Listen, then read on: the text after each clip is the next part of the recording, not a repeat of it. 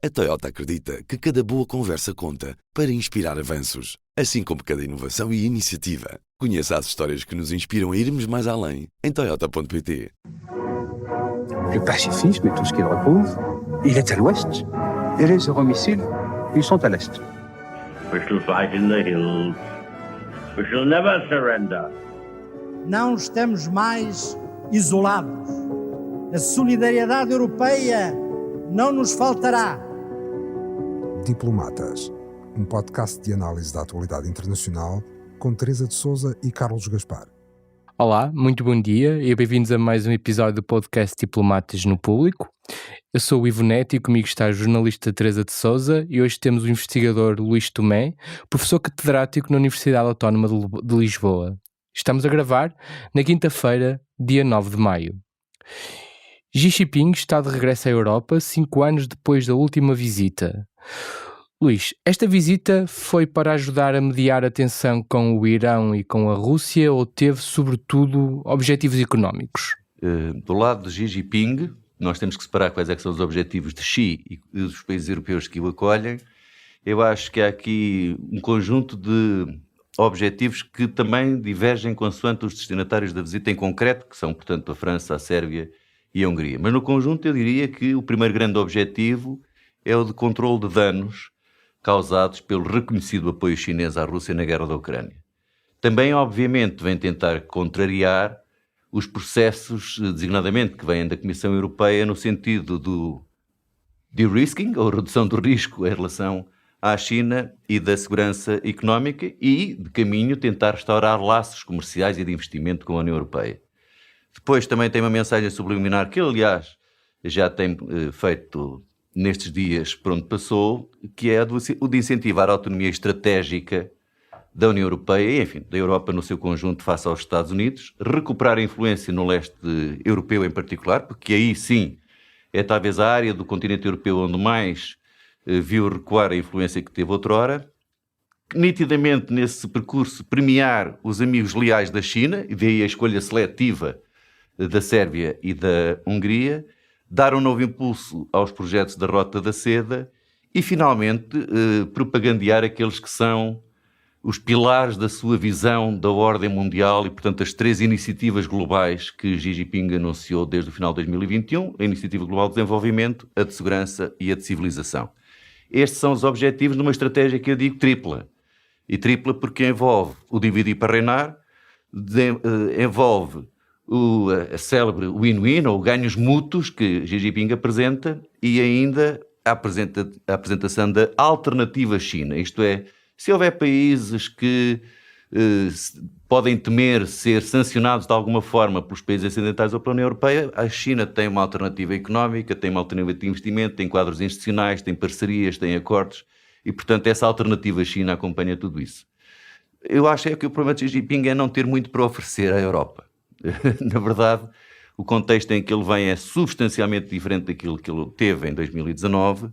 A Europa não só é muito diferente desse momento, basta pensar no Brexit, na guerra da Ucrânia, de todas as reticências. E até na própria Covid-19, não é? Na questão da Covid-19, que veio demonstrar aqui a dependência que a Europa tinha da China. E um conhecimento que hoje há dessa dependência, porque em 2019 a maior parte até dos dirigentes europeus não tinham bem a noção real da dependência. Falava-se na interdependência, já havia alguns sinais, havia o problema do déficit comercial, mas a nossa dependência em relação à China vai muito para lá desse déficit comercial, que aliás se mantém.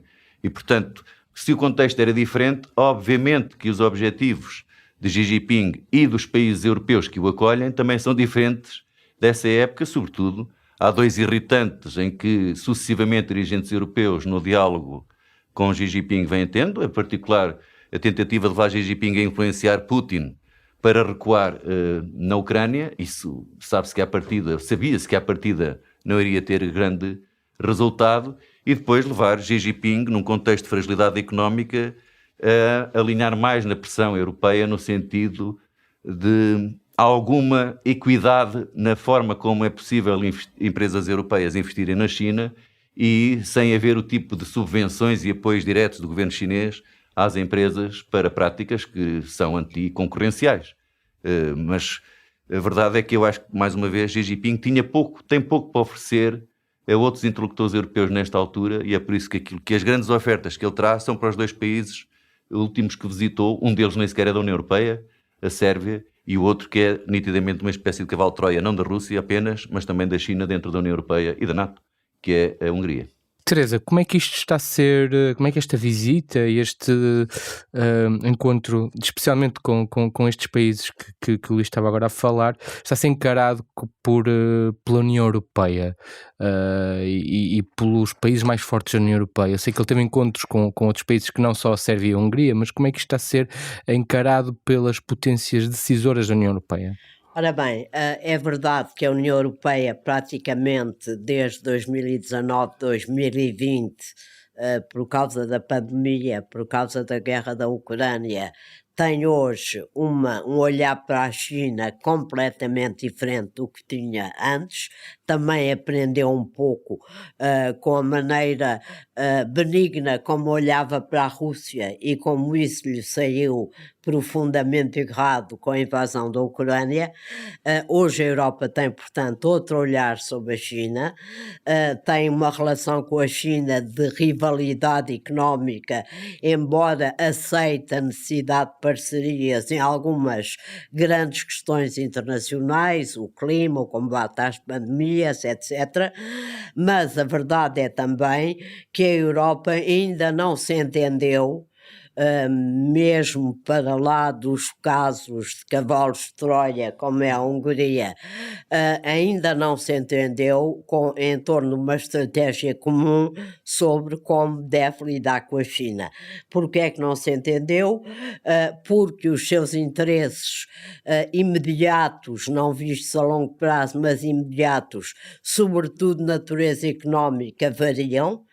A Alemanha representava até há pouco tempo 40% das relações comerciais entre a União Europeia e a China, o que quer dizer que as perdas e danos que pode vir a ter de uma relação mais extremada, mais de de-risking com a China são muito maiores do que outros países, por exemplo a França, embora a França também tenha relações fortes económicas com a China, e neste quadro de divergência de interesses, de falta de uma ideia comum sobre como lidar com a China, que faça sentido para todos os países, a Europa sabe que tem de ter cuidado com a China, sabe que economicamente tem muito a perder se não tiver uma estratégia cuidada, não só de segurança económica, mas também de segurança em relação às cadeias de abastecimento, por exemplo, sabe que tem muito a perder, mas ainda não tem uma visão estratégica, política, sobre como lidar com um país que, citando o general de Gaulle em 1964, quando foi o primeiro país ocidental a reconhecer a China comunista diplomaticamente, como ele dizia, a China é uma coisa tão gigantesca que é impossível ignorá-la, que é impossível não reconhecer a sua existência e que é impossível não encontrar formas de lidar com ela. Apesar de tudo, a Comissão Europeia, sobretudo Ursula von der Leyen, desde há 2 ou 3 anos, tem tomado uma série de iniciativas que são importantes para mostrar a Pequim que a Europa está atenta aos seus interesses e tenciona defendê-los. Como disse o Luís, a guerra da Ucrânia foi um sinal de alarme, um sinal de alerta muito forte em relação à visão global que a Europa tem de ter da situação internacional. Não pode dar-se bem e apaziguar um país que é o principal apoio económico da Rússia, quando a Rússia trava uma guerra que ameaça diretamente a segurança europeia. Portanto, há aqui imensas peças do puzzle que a Europa tem de saber encaixar. sabe mais ou menos por onde vai, ainda não sabe exatamente qual é a melhor estratégia, e daí Xi Jinping ter escolhido um país, a França, que tem aquela ideia da autonomia estratégica em relação aos Estados Unidos, e que ele gostaria de explorar, e escolher 2 países, um dentro da União Europeia, que é um cavalo de Troia da Rússia e da China dentro da União Europeia, e outro fora da União Europeia, que é um país claramente alinhado com Moscovo, onde sabia que ia ser muito bem recebido, quer em Belgrado, quer em Budapeste, para contrabalançar de alguma maneira, para efeito interno da própria China, uma imagem mais prudente e mais crítica dos outros países da União Europeia, nomeadamente da França. E viajando agora aqui para outro ponto, enquanto se continua a aguardar pelo cessar-fogo entre Israel e o Hamas, as forças de defesa de Israel avançaram sobre Rafah, assumindo o controle do ponto fronteiriço que permitia a saída de palestinianos para o Egito. Entretanto, os Estados Unidos congelaram o envio de armas para Israel, precisamente por temerem o ataque contra a cidade e a zona onde estão mais de 1,5 milhões de pessoas. O que é que significa este travão no fornecimento de armas a Israel, numa relação já bastante complicada entre Biden e Netanyahu, Luís?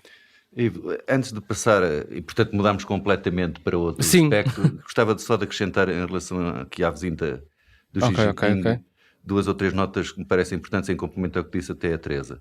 Por um lado, a visita à Sérvia e à Hungria não tem nada de estranho dadas as relações nos últimos anos, e lembrando que em outubro passado são os 2 únicos dirigentes europeus, o Presidente da Sérvia e o Primeiro-Ministro húngaro, que estiveram no 3º Fórum da Rota da Seda internacional em Pequim, ao lado, aliás, de Putin. Por outro lado, nós temos neste momento uma Europa que, no seu conjunto, tem 3 percepções diferentes em relação à China. Há um pequeno grupo de contínuos leais à China e que se reduz a estes 2 países, a Sérvia e a Hungria. Depois há um outro grupo um bocadinho maior, que são aqueles países que se desinteressaram completamente, ao contrário do que acontecia no passado, em cultivar laços económicos, comerciais, de investimento e de segurança com a China. É o caso de, por exemplo, os países bálticos ou da República Checa. E depois há um grupo de países maior, onde aliás podemos incluir Portugal, mas vai até à Polónia, que procuram equilibrar e mantendo ainda a tónica de que, de facto, a China é demasiado gigante para se ignorar. Hoje já não é um problema, um desafio apenas no domínio económico e comercial, também é do ponto de vista da segurança, mas vão tentando fazer aqui um equilíbrio entre aquilo que é o desafio político que representa e securitário que representa a China, e para a ordem baseada em regras, e aquilo que podem ser os interesses económicos a cautelar, até porque governos democráticos, se tiverem um problema grave económico, por exemplo, desinvestimento chinês ou de aumento de tarifas chinesas, podem pagar isso nas eleições internas. Do ponto de vista da estratégia da União Europeia, eu acho que neste momento as relações nunca estiveram tão mal, porque a China tem problemas sérios com 2 das instituições europeias, o Parlamento Europeu, que aliás boicotou, para já paralisou o célebre Acordo Global de Investimento que a Alemanha fechou, no fundo, no final de 2020, e por outro lado a Comissão Europeia, com von der Leyen, tem estado aliás a desencadear uma série de processos de investigação contra empresas chinesas e práticas chinesas. Sobra-lhe o Conselho Europeu, e é aí que Xi Jinping tenta dividir para reinar. E há 2 estratégias, Macron e von der Leyen representam aliás muito essa linha. Há uma estratégia francesa contínua de autonomia estratégica face aos Estados Unidos, mas entretanto, muito por via do papel de von der Leyen, há uma outra linha que é da autonomia estratégica, não tanto e apenas em relação aos Estados Unidos, mas sobretudo em relação à China. Veremos se a Europa é suficientemente coesa para conseguir congregar a estratégia nesta linha, uma autonomia face a estas 2 superpotências que cada vez mais competem, e a Europa pode até sofrer com essa competição, ou se os cavalos de Troia e esta forma de Xi Jinping atuar impede que haja de facto uma estratégia coesa, porque se nós nos recordarmos a estratégia da União Europeia de Cooperação para o Indo-Pacífico que fez em 2021, aquilo é uma tragédia completa, não dá nenhuma orientação capaz.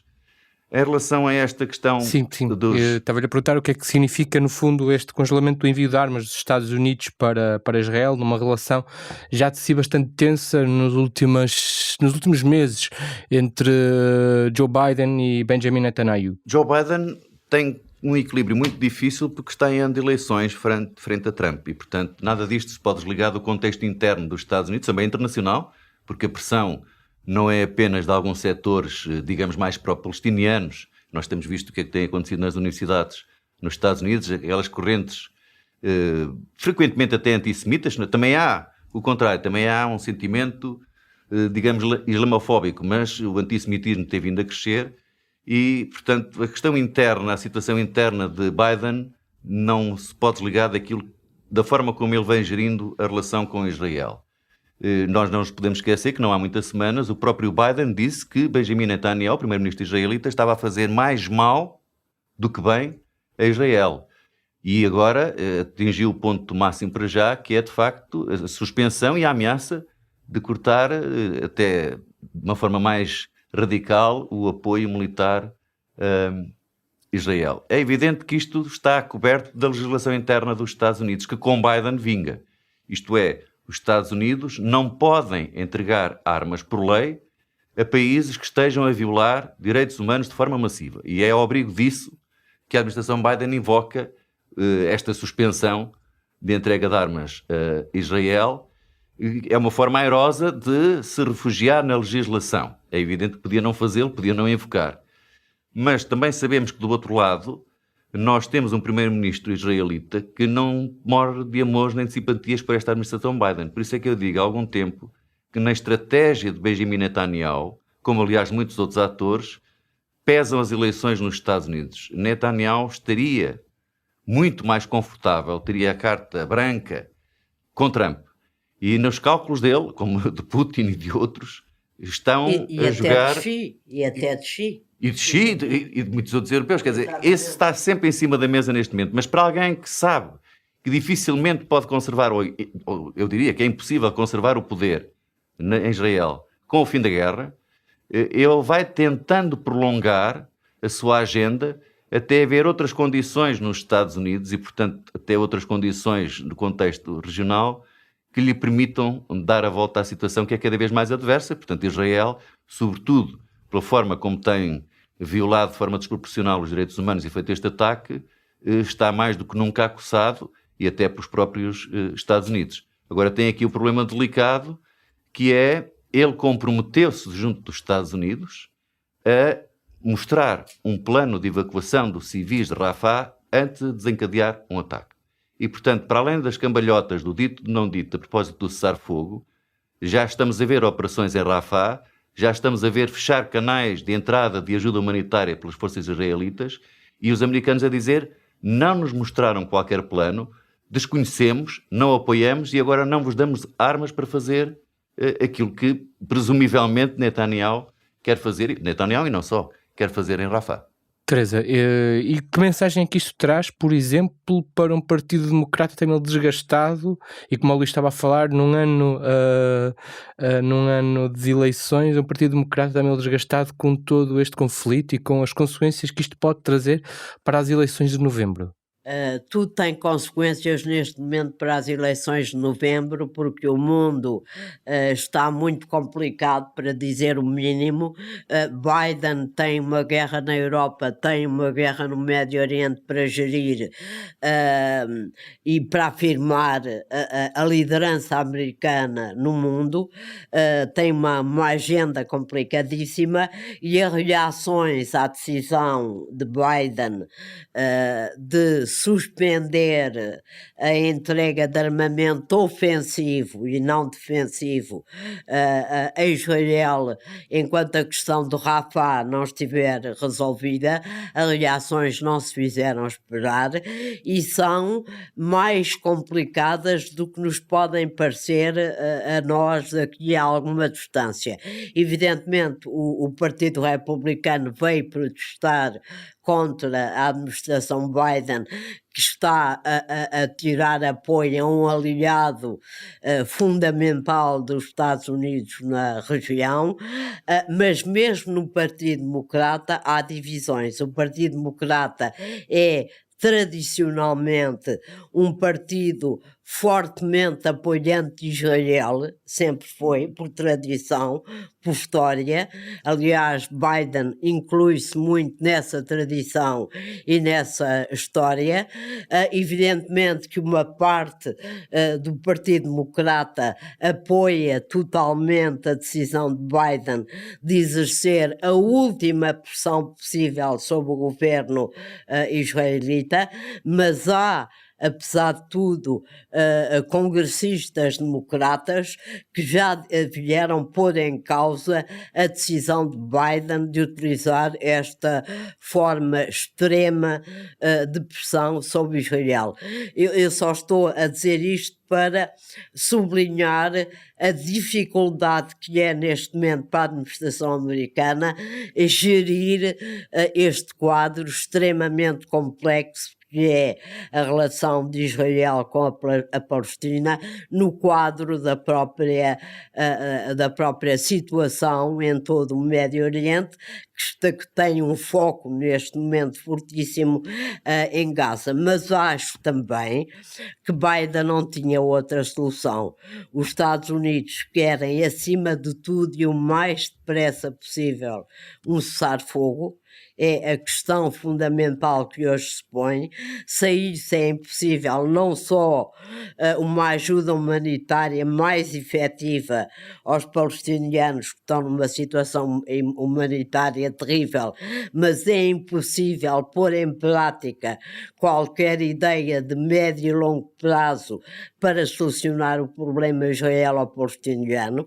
É esse o seu grande objetivo.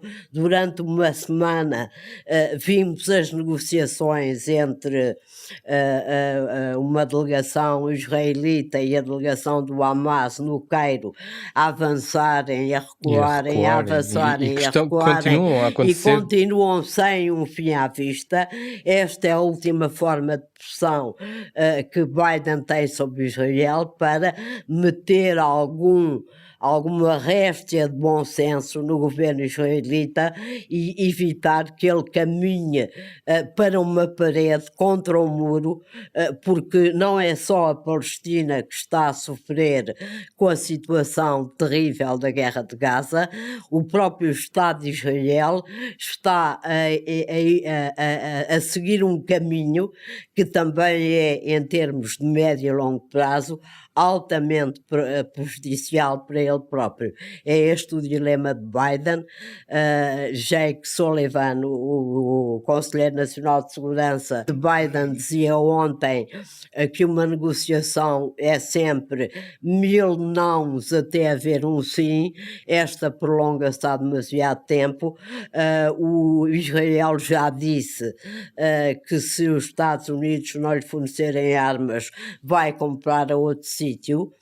Isto é ficção pura, primeiro porque não se compram armas como se fôssemos ao supermercado, segundo porque nenhum país do mundo tem armas com a qualidade e a sofisticação que os Estados Unidos têm e que têm sido fundamentais para, ao longo da história, a defesa de Israel.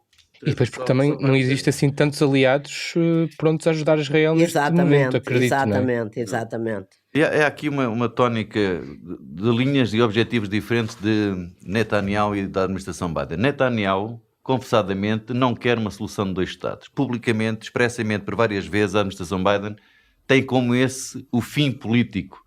E isto acontece nas vésperas, aliás, de amanhã ser votada uma resolução na Assembleia Geral das Nações Unidas. Por outro lado, nitidamente, o primeiro-ministro israelita não está preocupado neste momento com as relações de Israel com os Estados Árabes ou com a Turquia. E a administração Biden tem como outro fim político, em que tem trabalhado afincadamente, a normalização, o fim dos acordos de Abraão pela normalização das relações, desde logo entre Israel e a Arábia Saudita. Ora, uma catástrofe humanitária sobre a catástrofe humanitária que já existe, sobre a população civil de Rafah, impede qualquer um desses objetivos da administração Biden.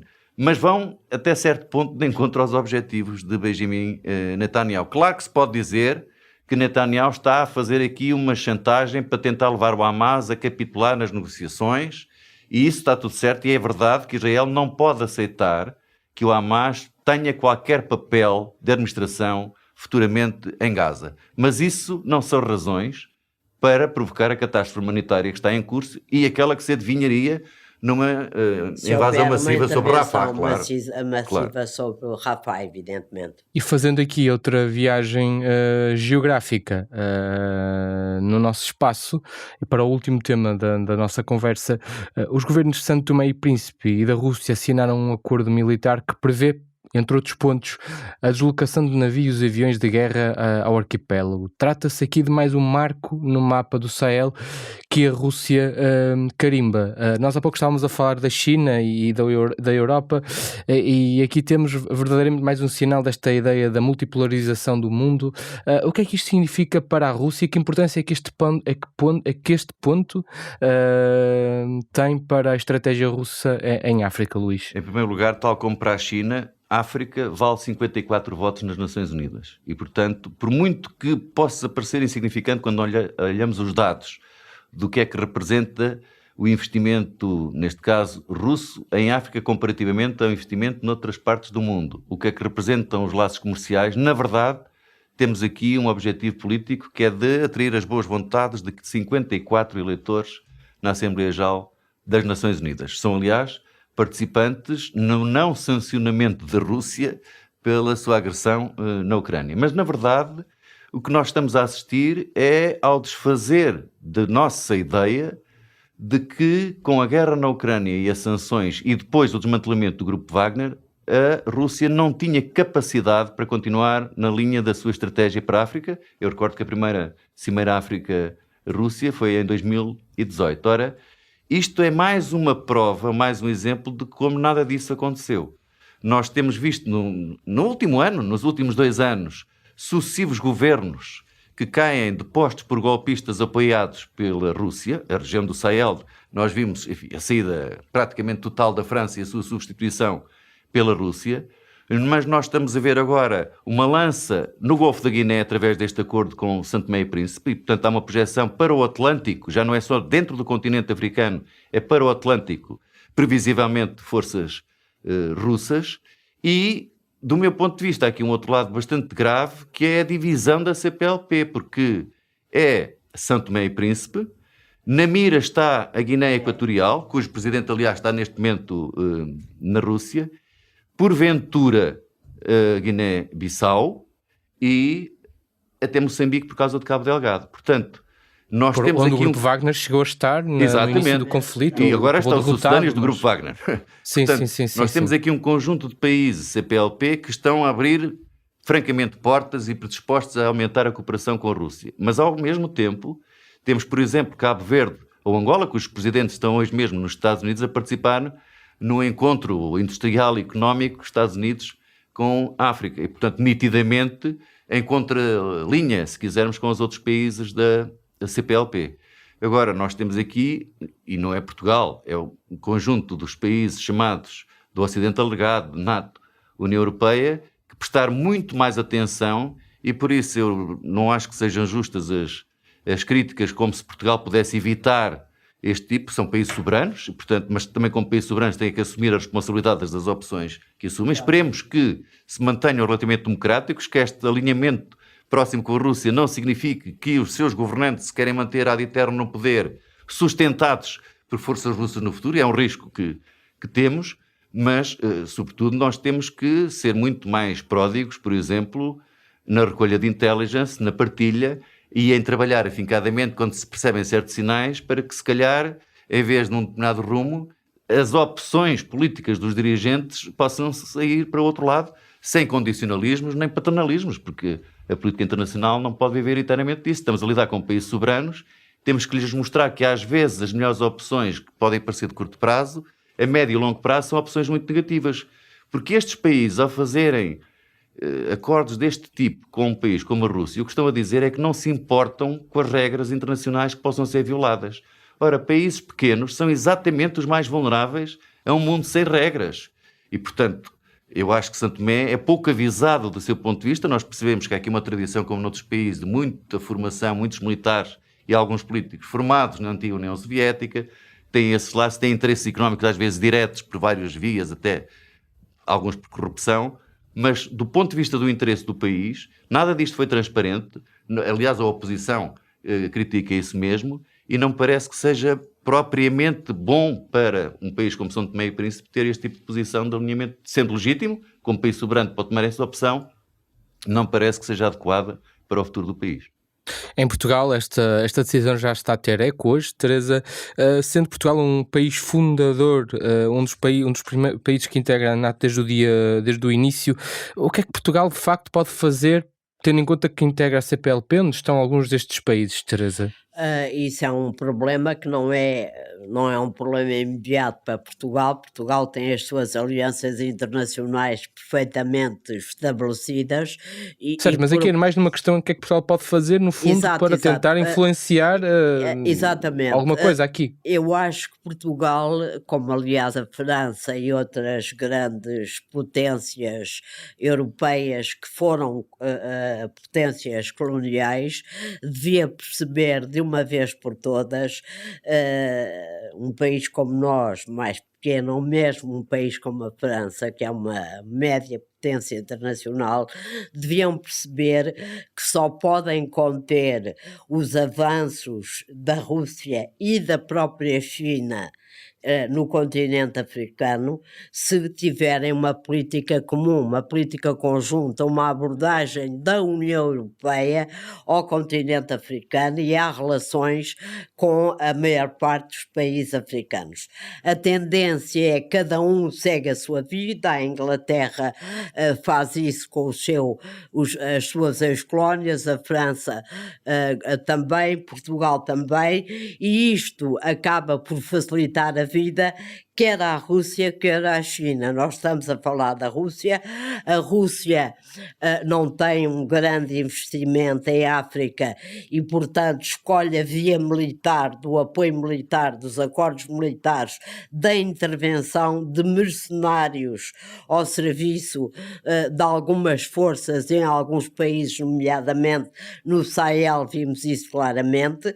A China tem muito dinheiro, tem muito investimento, investe hoje em África um montante financeiro quase equivalente ao do somatório dos países europeus e dos Estados Unidos.